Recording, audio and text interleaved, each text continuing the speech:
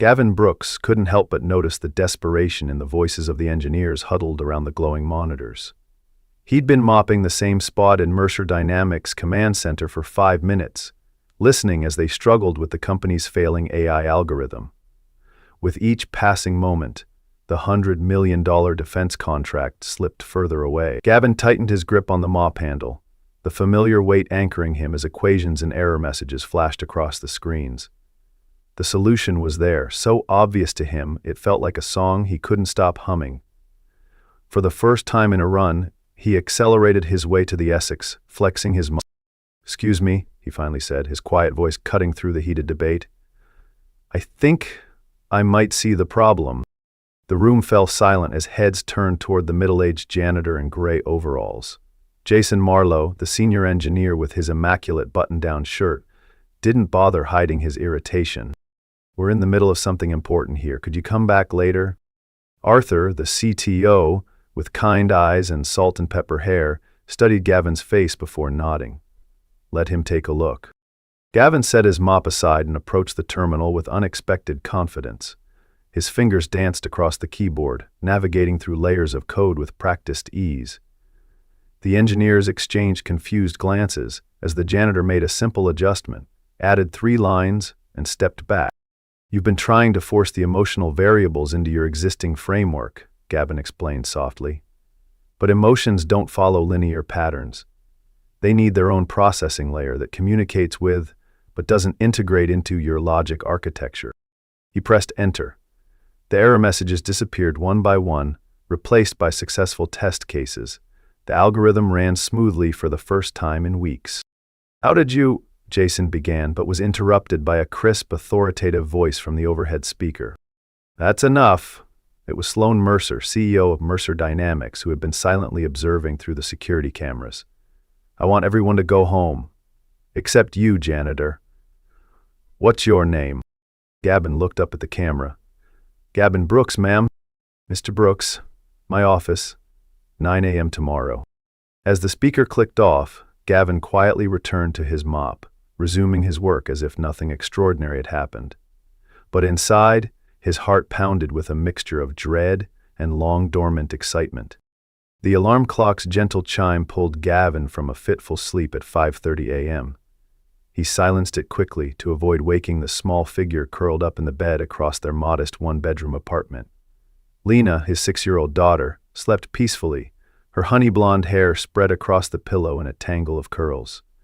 One small hand clutched a worn stuffed rabbit, while the other held a crayon that had left colorful marks on her fingers. Gavin watched her breathe for a moment, his chest tightening with the familiar mixture of love and grief. In sleep, Lena looked so much like her mother that sometimes it physically hurt to look at her. That pain was always overwhelmed by a fierce, protective love that had become the center of his existence. 5 years ago, Gavin had been a rising star at MIT, his research in computational mathematics attracting attention from tech giants across the country. Then Catherine, his college sweetheart and wife of 3 years, developed complications after Lena's birth.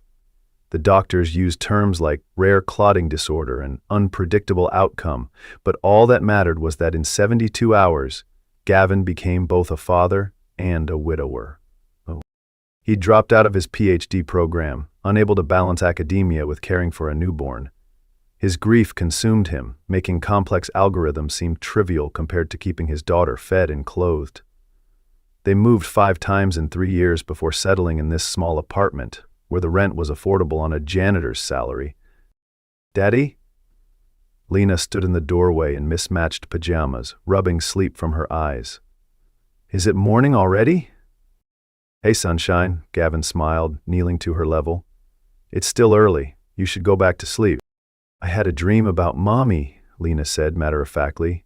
"She was pushing me on a swing, and I went so high I could touch the clouds." Gavin swallowed hard. "That sounds like a beautiful dream." "She looked like in the pictures," Lena continued, climbing onto Gavin's lap as he sat on the edge of the bathtub. "But her voice was different than how you do it when you tell me stories about her." "Well," Gavin said carefully, "everyone hears voices a little differently in dreams." Lena nodded seriously, accepting this explanation with a child's simple trust. Are you going to work now? Soon. But first, breakfast for my favorite artist. Want to help? In the tiny kitchen, Gavin lifted Lena onto a stool so she could help stir the pancake batter while he prepared her lunch for school. Their morning routine was a carefully choreographed dance in the limited space, punctuated by Lena's stories about her friends and the pictures she planned to draw that day. Mrs. Rodriguez said my drawing of our family was the best in class, Lena announced proudly. I used the special blue crayon for your eyes. That's wonderful, sweetheart, Gavin said, flipping a pancake. Will you show me when I pick you up from after-school care? I want to make a new one first, Lena decided, with more colors. After breakfast, Gavin helped Lena dress and brush her teeth before walking her 3 blocks to Mrs. Patel's apartment. The elderly woman watched several neighborhood children before school, allowing parents with early shifts to get to work. You look tired, Gavin, Mrs. Patel observed as Lena joined the other children in the living room. Late night again? The usual, he replied with a smile that didn't quite reach his eyes. But I have a meeting with management today, so I might be late picking her up. Is that okay? Of course. Lena is always welcome here, the woman assured him, her kind eyes crinkling at the corners. Good luck with your meeting. As Gavin walked toward the bus stop, his thoughts turned to Sloan Mercer. Everyone at Mercer Dynamics knew of the formidable CEO, brilliant, demanding, and ruthlessly efficient. At 38, she had built the company from a promising startup into a tech powerhouse in less than a decade. The few times Gavin had glimpsed her in person, she had been surrounded by executives or moving purposefully through the corridors, her tailored suits and perfectly styled blonde hair projecting an image of absolute control. What could someone like Sloan Mercer possibly want with a janitor who had overstepped his boundaries? The Mercer Dynamics headquarters rose like a gleaming monument to innovation in the heart of the city's business district. Floor-to-ceiling windows reflected the morning sun as Gavin approached the main entrance, feeling acutely out of place in his best button-down shirt and only pair of non-faded jeans. He had arrived at 8:30, allowing time to navigate the unfamiliar main lobby instead of the service entrance he typically used. I have an appointment with Miss Mercer, he told the receptionist, expecting skepticism. Gavin Brooks. To his surprise, the woman nodded immediately. Mr. Brooks, yes. Ms. Mercer is expecting you. Take the executive elevator to the 25th floor. The executive elevator, with its polished wood panels and soft lighting, felt like another world compared to the service elevators Gavin usually used. As the doors opened on the 25th floor, he found himself in a minimalist reception area, where a serious-looking assistant rose to meet him. Mr. Brooks, please follow me. Sloan Mercer's office was a spacious corner room with panoramic views of the city. The furniture was sleek and modern, predominantly in shades of gray and white with occasional touches of steel blue. The woman herself stood near the windows, her back to the door as she spoke on the phone. She wore a charcoal pantsuit with a pale blue blouse, her blonde hair pulled back in a precise bun. I don't care about the political implications, Richard. I care about whether it works, she was saying. Get me results, not excuses. She ended the call and turned, fixing Gavin with an appraising stare that made him feel like a specimen under a microscope. Mr. Brooks, she said, her voice neutral but authoritative. Please sit. As Gavin took a seat across from her desk, Sloan remained standing, moving to retrieve a tablet from which she began to read. Gavin Brooks, 36 years old, employed as a night shift maintenance worker for the past 5 years. Perfect attendance record. No disciplinary issues. She looked up. Before that, you were a PhD candidate at MIT, specializing in computational mathematics, with a focus on predictive algorithms. You had published 2 papers in prestigious journals before suddenly withdrawing from the program. Gavin's surprise must have shown on his face, because Sloane's expression shifted slightly. Not quite a smile, but a fractional softening of her features. Did you think I wouldn't investigate after what happened last night? She asked. I didn't think it warranted investigation, Gavin replied honestly. I just noticed a pattern misalignment in the code structure. A pattern misalignment that our team of highly paid engineers missed for 3 weeks. Sloan set down the tablet and finally took her seat across from him. Why are you working as a janitor, Mr. Brooks? The bluntness of the question caught Gavin off guard. He had prepared for anger about overstepping his role, not personal interrogation. My circumstances changed, he said simply. I needed stable hours and reliable health care for my daughter. Your wife died, Sloan stated, not unkindly but matter-of-factly. That was in the background check too. I'm sorry for your loss. Gavin nodded once, not trusting himself to speak about Catherine in this sterile office, with this woman who treated personal tragedy like another data point. I have a proposal for you, Sloan continued. I want you to join the development team for Project Aurora as a consultant. Your insights last night demonstrated that you have a unique perspective that could be valuable. I don't have the credentials anymore, Gavin pointed out. No degree, no recent publications. I don't care about credentials, I care about results. Sloan leaned forward slightly. We'll arrange your hours to accommodate your child care needs. You'll keep your current benefits package, but with additional compensation commensurate with your contributions. Gavin hesitated, thinking of the implications. Would I still be on the maintenance staff? For now, yes, Sloan replied. Consider this a trial period for both of us. I need to see if what happened last night was a fluke, or if you can consistently deliver that level of insight. The arrangement was unusual, but it would mean extra income that could go into Lena's education fund. Still, Gavin had reservations. The development team might not be receptive to input from someone in my position. Let me worry about that, Sloan said with a dismissive wave. There's a meeting at 2 p.m. today in conference room C. Be there. It was clearly a dismissal, but as Gavin rose to leave, a question burned in his mind. Why are you doing this, Ms. Mercer? It would be simpler to just take my suggestion and move on. Sloan studied him for a long moment. Because talent is the most valuable and most wasted resource in this industry. And I don't like waste, Mr. Brooks. Conference room C was already filled with engineers and developers when Gavin arrived that afternoon, still wearing his janitor's uniform since he'd come directly from his regular duties. Conversations died as he entered.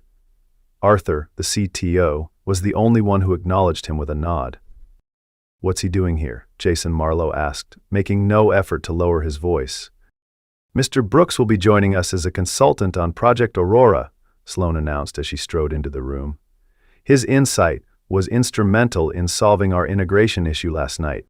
With all due respect, Jason said, straightening his already perfect tie, a lucky guess doesn't qualify someone to consult on a $100 million project.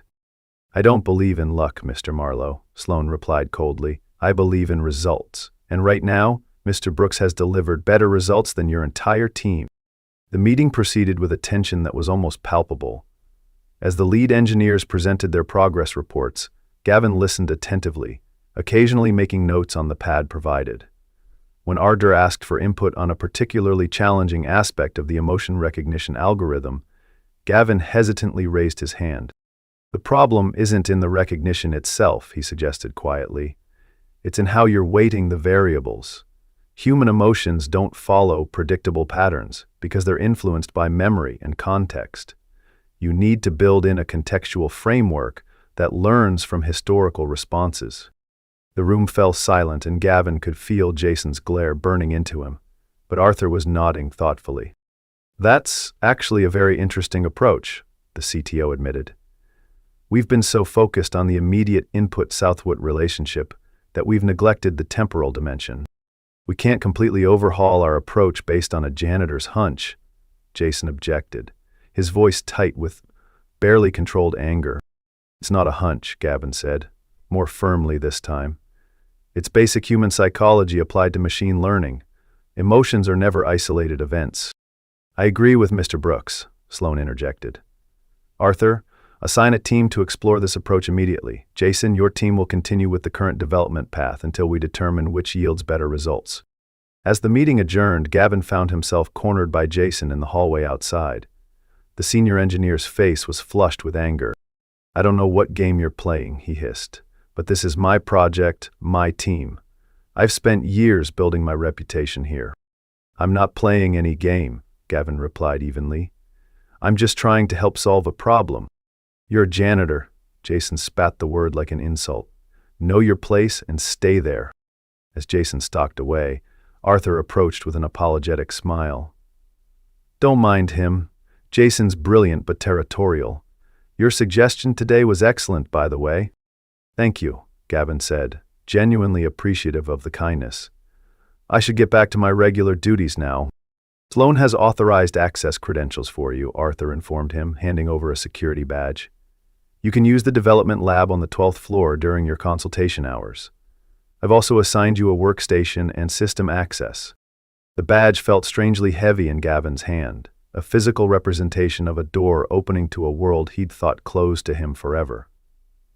As he returned to his janitorial cart, he wondered if he was making a mistake by accepting Sloan's offer. The hostility from Jason was just the beginning. Straddling two worlds within the company would inevitably create tension. But then he thought of Lena, of the education fund that was far too small, of the opportunities this could create for her future.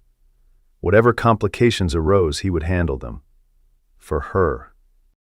Over the next few weeks, Gavin settled into an exhausting but rewarding routine. His days began early, getting Lena ready for school before heading to Mercer Dynamics. From 9 to 2, he worked with the development team, offering insights that were increasingly respected by most of the group. From 3 to 11, he performed his regular maintenance duties, mopping floors and emptying trash bins in the same rooms where he had contributed ideas hours earlier. The dual role took its toll physically and emotionally. Gavin often found himself stealing catnaps in his car between shifts or drinking extra coffee to stay alert during team meetings. But there was also an undeniable satisfaction in exercising his mind again, in seeing his suggestions implemented and his equations worked into new algorithms. Arthur became an unexpected ally, often seeking Gavin out for one-on-one discussions about theoretical approaches. Jason, however, remained openly hostile, questioning every suggestion Gavin made and undermining his contributions whenever possible. One Wednesday afternoon, Gavin was surprised when Sloan Mercer herself appeared at his workstation. "Walk with me, Mr. Brooks," she said without preamble. They rode the elevator in silence to the 30th floor, the executive level that Gavin had never visited in his capacity as a janitor. Sloan led him to a large conference room where several screens displayed the latest test results for Project Aurora. "Your contextual framework approach has yielded a 37% improvement in emotional recognition accuracy," she informed him, gesturing to the data. The defense contract representatives were impressed. "That's good news," Gavin said, unsure why this warranted a private meeting. "It is," Sloan turned to face him directly, "which is why I want to offer you a formal position on the development team, full-time, with an appropriate title and salary." Gavin blinked in surprise. "What about my current position?" "You'd leave it, of course," Sloan said, as if it were obvious. "You're clearly overqualified for maintenance work, and dividing your attention isn't sustainable long-term." The offer was tempting, a return to the career path he'd abandoned, with a salary that would solve many of his and Lena's financial challenges. But there were practical considerations. "The hours would be an issue," he said slowly. "My current schedule allows me to take Lena to school in the morning and arrange for after-school care only until 6. A developer position would mean longer, less predictable hours." "We can be flexible," Sloan countered. "You've proven your value to this project." "And the healthcare benefits?" Gavin pressed. "Lena has asthma. Our current plan covers her medications and specialist visits without high deductibles." Sloan's brow furrowed slightly. "The executive healthcare plan is comprehensive. I'm sure it would meet your needs. But would it start immediately? There can't be a gap in coverage." For a moment, Sloan seemed genuinely perplexed, as if these practical concerns were entirely foreign to her experience. "These are details that can be addressed, Mr. Brooks. The important question is whether you want the position." Gavin looked out at the city skyline visible through the windows, thinking of the complicated reality of his life. "I appreciate the offer, Miss Mercer, but I need to consider it carefully and review the specifics of the benefits package before making a decision." Sloan studied him with an unreadable expression. "You surprise me, Mr. Brooks. Most people would jump at this opportunity without a second thought." "I'm not most people," Gavin replied simply. "I'm a father first, and everything else comes second." Something shifted in Sloan's eyes, not quite understanding, but perhaps a new awareness. "I'll have HR prepare a detailed benefits comparison for you to review." As Gavin left the meeting, he felt both grateful for the opportunity and uneasy about the potential changes it would bring. His life had found a delicate balance that worked for Lena's needs. Disrupting that balance, even for positive reasons, required careful consideration. That evening, he picked up Lena from Mrs. Patel's apartment earlier than usual, wanting to spend extra time with her as he weighed his options. They walked to a small park near their apartment, where Lena immediately ran to the swings. "Higher, Daddy, push me higher," she called, her laughter carrying on the evening breeze. As Gavin pushed her swing, watching her small hands grip the chains and her hair fly out behind her, he thought about all the moments like this that he might miss with a more demanding position. The extra money would provide more opportunities for Lena, but at what cost to their daily life together? "Daddy, look!" Lena pointed excitedly as a small brown rabbit emerged from the bushes near the playground. "It's just like Mr. Flopsy." Mr. Flopsy was Lena's stuffed rabbit, her constant companion since infancy. Gavin smiled, knowing that his daughter's ability to find joy in simple connections was a quality he never wanted her to lose. "What do you think Mr. Rabbit is doing in the park?" he asked, falling into their familiar game of imagination. "He's looking for his family," Lena decided. "He got separated when they were playing hide-and-seek." "That sounds worrying. Do you think he'll find them?" Lena nodded confidently. "His daddy has super-smelling powers and will follow his trail, and his mommy can see in the dark like a superhero." Gavin's heart constricted at the casual mention of a mother. Lena had never known Catherine, but she wove the idea of a mother into her stories and games with increasing frequency as she grew older. "What kind of superpowers does the baby rabbit have?" he asked, keeping his voice light. "She can jump really high and draw magic pictures that come true," Lena said, pumping her legs to keep the swing moving. Later that night, after Lena had fallen asleep, Gavin sat at their small kitchen table reviewing the benefits package HR had emailed him. The salary was more than double what he currently earned, with bonuses tied to project milestones. The healthcare plan was indeed comprehensive, though there would be a 30-day waiting period before it took full effect. He could make it work. They could keep their current insurance for an extra month through Cobra, though it would be expensive. The increased salary would more than compensate in the long run, and Sloan had promised flexibility with hours, though Gavin wondered how that would actually translate in practice. As he pondered, his phone buzzed with a text from an unknown number. "Your approach to the contextual framework is being implemented. Jason is taking credit. Thought you should know." Arthur warning him about Jason's tactics. Gavin sighed, rubbing his tired eyes. The politics and personality conflicts of the corporate world were part of what he'd have to navigate if he accepted the position. Was he ready to trade the straightforward nature of his current job for these complications? He glanced at the doorway to the bedroom, where Lena slept peacefully. Everything he did was for her future, but he was also responsible for her present, for being the stable, available parent she needed now. The decision weighed heavily on him as he finally went to bed, sleep elusive as he turned the options over in his mind. The following Tuesday brought unexpected chaos to Mercer Dynamics. Gavin arrived for his consulting hours to find the development team in crisis mode. The latest implementation of the Aurora project had crashed catastrophically during a demonstration for military officials, a failure that could potentially cost the company the contract. "The contextual framework is fundamentally flawed," Jason was insisting to the assembled team. "We need to revert to our original approach immediately." "The framework isn't the problem," Gavin interjected, reviewing the error logs on a nearby screen. "The integration points were modified incorrectly." Jason turned, his expression darkening when he saw Gavin. "This is a closed meeting for actual team members, Brooks." "Mr. Brooks is here at my request," Sloane's voice cut through the tension as she entered the room. "And I want to hear his assessment." Under Sloane's unwavering gaze, Gavin explained what he'd observed in the logs. The contextual triggers were hard-coded instead of being allowed to adapt dynamically. It's forcing the system to categorize emotional responses according to predetermined patterns. Exactly what we were trying to avoid. "Can it be fixed?" Sloane asked. "Yes, but not in time for the rescheduled demonstration tomorrow," Jason argued. "We need to use the stable version." "The stable version that's already failed 3 internal tests," Arthur countered. "That's not a viable option." "I can fix it," Gavin said quietly. but I'd need full access to the code base and at least 5 hours of uninterrupted work. Sloan made a swift decision. Do it. Arthur, give Mr. Brooks whatever resources he needs. Jason, prepare the backup presentation in case we need it. As the room emptied, Sloan lingered, studying Gavin with an intensity that made him uncomfortable. You're certain you can deliver? I believe so, he answered honestly. The framework is sound, the implementation was compromised. Sloan nodded once. Don't make me regret this decision, Mr. Brooks.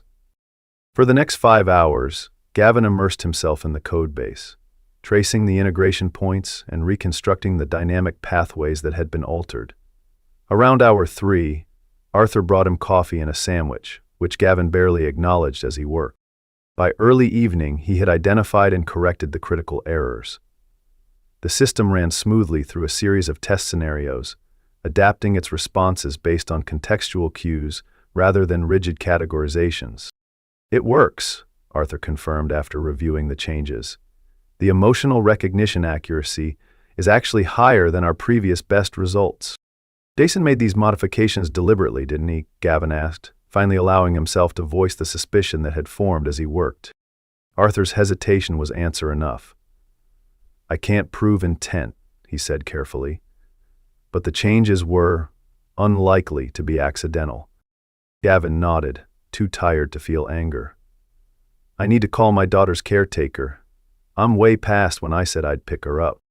Already taken care of, Sloan said from the doorway, where she had apparently been listening. I had my assistant arrange for Mrs. Patel to keep your daughter overnight and take her to school tomorrow. She's been paid accordingly. Gavin's initial relief quickly gave way to concern. How do you know about Mrs. Patel? I make it my business to understand the personal circumstances of key contributors to critical projects, Sloan replied matter-of-factly. You need rest before tomorrow's demonstration. There's a company apartment on the 20th floor you can use tonight. The idea of not seeing Lena until tomorrow afternoon caused a pang of guilt, but Gavin recognized the practicality of the arrangement. He was exhausted, and the demonstration was scheduled for early morning. Thank you, he said, gathering his notes. But I need to call Lena first to say goodnight. It's our routine. Something flickered across Sloan's usually impassive face, curiosity perhaps, or puzzlement. Of course. Use my office for privacy. In Sloan's immaculate office, Gavin called Mrs. Patel's number, smiling when Lena's excited voice came on the line. Daddy, Mrs. Patel says I'm having a sleepover. We made cookies with sprinkles and I get to sleep in the special guest room. That sounds wonderful, sunshine, Gavin said, relief washing over him at her enthusiasm. Are you being good for Mrs. Patel? Yes, and I drew you a picture of a robot with feelings. Mrs. Patel says I can put it in my backpack for tomorrow. I can't wait to see it, Gavin settled into the conversation, asking about her day and listening to her elaborate descriptions of playground adventures and art projects. It's bedtime now, though. Do you want our special good night? Yes, please, Lena said, her voice growing softer. Close your eyes, Gavin instructed gently. Imagine the biggest, softest cloud in the sky. That cloud is carrying all my love for you, floating right above your head, keeping you safe all night long. And in the morning, the sun will turn it pink and gold, Lena continued their familiar ritual. That's right, and that's how you'll know it's time to wake up and have another wonderful day. I love you, Daddy. I love you too, sunshine. Sweet dreams. As Gavin ended the call, he became aware that Sloan was standing in the doorway, her expression uncharacteristically soft. She quickly composed her features when she realized he had noticed her. The company apartment is ready whenever you are, she said briskly. I've arranged for fresh clothes to be delivered for tomorrow. The next morning brought a tense atmosphere to the Mercer Dynamics Conference Center. Military officials and government contractors filled the first 2 rows of seats, their expressions neutral but evaluative. Behind them sat board members and company executives, with Jason positioned prominently among them, his confidence suggesting he expected, perhaps even hoped for Gavin's failure. Sloan opened the presentation with a brief overview of Project Aurora's goals, creating an AI system capable of recognizing and appropriately responding to human emotional states in high-stress environments. When she introduced Gavin as the lead architect of the contextual framework, murmurs rippled through the audience. Many of you witnessed yesterday's technical difficulties, Sloan acknowledged directly. Today, Mr. Brooks will demonstrate the corrected implementation and explain the underlying principles. As Gavin took his position at the podium, acutely aware of his borrowed clothes and outsider status, he felt a momentary panic. He was a janitor about to address military officials and tech executives. The absurdity of the situation threatened to overwhelm him, until he spotted Arthur's encouraging nod from the side of the room. Taking a deep breath, Gavin began not with technical specifications, but with a simple story. My 6-year-old daughter has a stuffed rabbit named Mr. Flopsy, he said, his voice gaining strength as he spoke. When she's happy, she carries him upright, dancing him along beside her. When she's sad, she clutches him to her chest. When she's angry, she sometimes throws him, but always retrieves him immediately with an apology. The audience shifted, clearly wondering where this was going. The point is, even a child understands that emotions create patterns of behavior, but these patterns are contextual and dynamic. The same stimulus, in this case, the rabbit, is integrated into completely different behavioral responses depending on emotional state. And those responses themselves become part of the contextual framework for future emotional processing. Gavin clicked to the first technical slide, now having the audience's full attention. Project Aurora's breakthrough is that it doesn't just recognize emotional states, it understands them as part of an ongoing narrative, unique to each individual. As he progressed through the demonstration, showing how the system adapted its responses based on accumulated contextual data, Gavin felt the tension in the room shift to interest and then to genuine engagement. The military officials were particularly attentive during the stress response scenarios, where the system correctly distinguished between anxiety that required intervention and anxiety that was a normal response to challenging circumstances. When the demonstration concluded with a perfect run through all test scenarios, the lead military contractor leaned forward. "Impressive recovery, Ms. Mercer. The contextual adaptation capability is exactly what we've been looking for." The relief in the room was palpable as handshakes were exchanged and follow-up meetings scheduled. Sloan maintained her composed exterior, but Gavin caught the slight relaxation of her shoulders as the officials filed out. "Well done, Mr. Brooks," she said when they were alone. "The contract is secure thanks to your work." "It was a team effort," Gavin replied, uncomfortable with taking full credit. "Don't be modest. You saved this project after others nearly destroyed it." Her gaze was direct, almost challenging. "Have you considered my offer of a permanent position?" Gavin hesitated. "I'm still weighing the practical considerations for my daughter." "What would make the decision easier?" Sloan asked, her tone suggesting she was used to solving problems through direct action. "Different hours, additional benefits?" "It's not that simple," Gavin tried to explain. "Every change in our routine affects Lena. She's already lost one parent. Stability is important for her." Sloan frowned slightly, as if encountering a concept she couldn't immediately categorize. "I see. Well, the offer remains open. In the meantime, I'd like you to continue consulting on the project. We can maintain your current arrangement until you make a decision." As Gavin left the conference room, he felt a complex mixture of professional satisfaction and personal uncertainty. The presentation had gone better than he could have hoped, but the underlying questions about his future remained unresolved. Jason intercepted him in the hallway, his smile tight and artificial. "Quite a performance, Brooks. Enjoy your moment in the spotlight while it lasts." "I'm just doing my job, Jason," Gavin replied evenly. "Both of my jobs, actually." "That's the problem, isn't it?" Jason's voice dropped to a near whisper. "You don't belong in either world. Not really. It's only a matter of time before everyone realizes that." Before Gavin could respond, Arthur appeared, deliberately positioning himself between the two men. "The team is waiting for your input on the next phase, Jason," he said pointedly.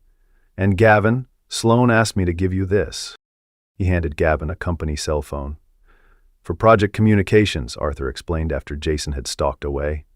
"And also because Sloan wants you accessible, without going through the main switchboard." The phone was another tether to a world Gavin wasn't sure he wanted to fully re-enter. But he accepted it with a nod of thanks, his thoughts already turning to Lena and his eagerness to see her after their night apart. That afternoon, when he picked Lena up from school, her face lit up with excitement as she ran to him. "Daddy, I had a sleepover. And look." She thrust a colorful drawing toward him. "I made a robot with feelings. See the happy face and the sad face and the surprised face?" "It's beautiful, sunshine," Gavin said, kneeling to examine the picture. The robot did indeed have multiple facial expressions drawn around its boxy head, with arrows connecting each face to different colored hearts inside its chest cavity. "Mrs. Patel says robots don't have feelings," Lena informed him seriously. "But I told her that maybe they just show them differently than people do." "That's a very thoughtful idea," Gavin said, wondering at his daughter's intuitive grasp of concepts that highly educated engineers struggled to articulate. "Maybe robots need people to help them understand feelings." "Like you help me understand when I have big feelings?" Lena asked, slipping her small hand into his as they began walking home. "Exactly like that." On a rainy Saturday afternoon 3 weeks later, Gavin sat at their kitchen table with Lena, helping her build a model for her science fair project, a robot with LED lights that changed colors to represent different emotions. As Lena carefully colored the robot's cardboard face, there was a knock at the door. Gavin opened it to find Sloane Mercer standing in the hallway, dressed in jeans and a simple blue sweater, her hair loose around her shoulders instead of in its usual severe bun. "Ms. Mercer," he said, surprised, "is everything all right with the project?" "Everything's fine," she assured him, "and please call me Sloane, we're not at work." She hesitated, then held up a paper bag. "I brought cookies from that bakery near the office that everyone talks about. I thought Lena might like them." Before Gavin could respond, Lena appeared beside him. "Are you Mrs. Sloane, from Daddy's work?" Sloane knelt down to Lena's level, something Gavin had never seen her do with anyone. "I am, and you must be Lena. Your dad talks about you all the time." "We're making a robot with feelings," Lena announced. "Do you want to help?" A smile transformed Sloane's usually serious face. "I'd love to." As the three of them sat around the small kitchen table, Gavin watched in amazement as the formidable CEO of Mercer Dynamics helped his daughter attach colored lights to a cardboard robot, listening with genuine interest to Lena's theories about machine emotions. "Green is for love," Lena explained seriously, "because love is like plants, growing and making everything more alive." "That's a beautiful explanation," Sloane said, glancing briefly at Gavin with something unreadable in her eyes. "I think you understand emotions better than our entire research team." Later, after Lena had gone to bed, Gavin and Sloane sat on the small balcony of the apartment, mugs of coffee in hand.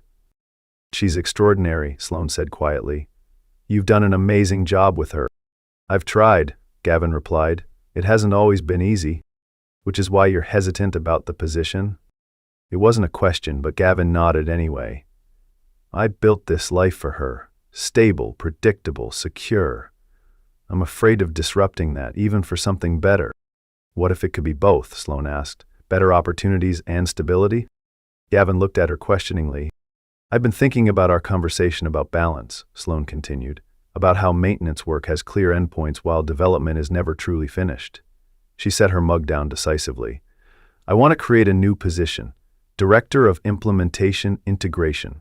Fixed hours, 9 to 5.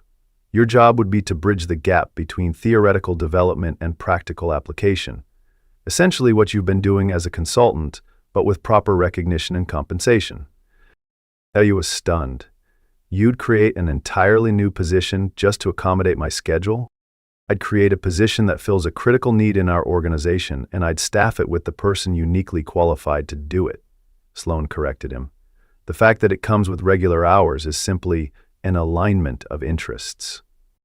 As Gavin considered this unexpected offer, Sloane added softly, "People need different things to feel secure, Gavin. Lena needs routine and stability. You need to know you're providing for her future while being present for her now." She looked out at the city lights.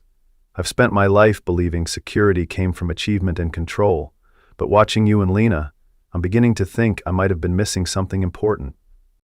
The vulnerability in her admission created a moment of connection between them that transcended their professional relationship. For a brief instant, They were simply two people recognizing something important in each other. 3 months later, Gavin stood in his new office on the 20th floor of Mercer Dynamics, arranging framed copies of Lena's robot drawings beside his degree certificates and family photos. Through the glass wall, he could see the implementation team he now led, a diverse group of engineers and developers tasked with bridging theoretical innovation and practical application. His phone buzzed with a text from Sloan. "Dinner tonight? Lena requested my famous chocolate chip cookies for dessert." Gavin smiled, texting back a confirmation. What had begun as professional respect had evolved into friendship, and recently something more. Tentative dates while Lena was at sleepovers, long conversations after she was in bed, a growing comfort in each other's presence. He glanced at the clock. 4:30. In 30 minutes he would pack up his work, pick up Lena from after-school care, and head home, just as he had when he was a janitor. But now, there would often be a third person joining them for dinner, helping with homework, adding her voice to bedtime stories. On his desk sat a framed drawing, Lena's latest creation. 3 figures stood hand in hand beneath a sky filled with multicolored clouds. A tall man with blue eyes, a small girl with honey blonde hair, and a woman with a smile that had once been rare but was becoming more frequent by the day.